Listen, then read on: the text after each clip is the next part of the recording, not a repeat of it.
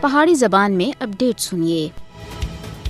اج تنازعات وچ جنسی تشدد دے خاتمے دا عالمی دیہڑا منایا جا رہا ہے۔ بھارت مقبوضہ جموں کشمیر وچ خواتین دی آبروریزی کو جنگی ہتھیار دے طور دے اتے استعمال کر رہا ہے۔ تنازعات وچ جنسی تشدد دے خاتمے دا عالمی دیہڑا اس گل دی یاد دلائدا ہے کہ بھارت کشمیری عوام کو تحریک آزادی دے نال وابستگی دی سزا دینے، انہاں دی توہین کرنے اور تشدد کا نشانہ بنانے اور قتل کرنے تھی علاوہ کشمیری خواتین کو اپنی درندگی اور بربریت کے واسطے آبروریزی کو فوجی حربے دے طور دے اتے استعمال کر رہا ہے۔ مقبوضہ جموں کشمیر وچ 1989 تے کین کے اس ویلے تک 11,263 تے زیادہ خواتین بھارتی صفاقاں اور درنداں سن اپنی ہوس دا نشانہ بنایا ہے۔ آج تک کسی ایک بھی بھارتی دہشت گرد فوجی کو انصاف دے کٹہرے وچ کھڑا نہیں کیتا گیا اور نہ ہی سزا دیتی گئی ہے۔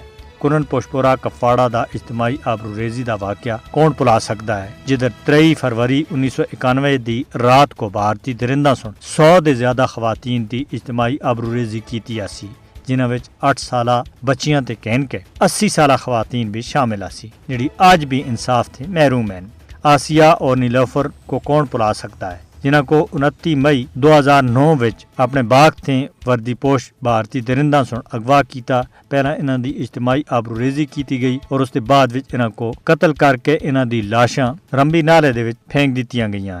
اسی طرح کٹھوا دی بکروال قبیلے سے تعلق رکھنے والی معصوم آسوا بھی انصاف دی منتظر ہے، جس کو مندر دے پجاری سانجی رام اور پولیس اہلکاراں سن اغوا کر کے مندر وچ لے جا کے اس معصوم کلی کو کئی دیہڑاں تک اپنی ہوس کا نشانہ بنا رہے اور پھر اس دا صرف بٹن دے نال بھن کے اس کو شہید کیتا۔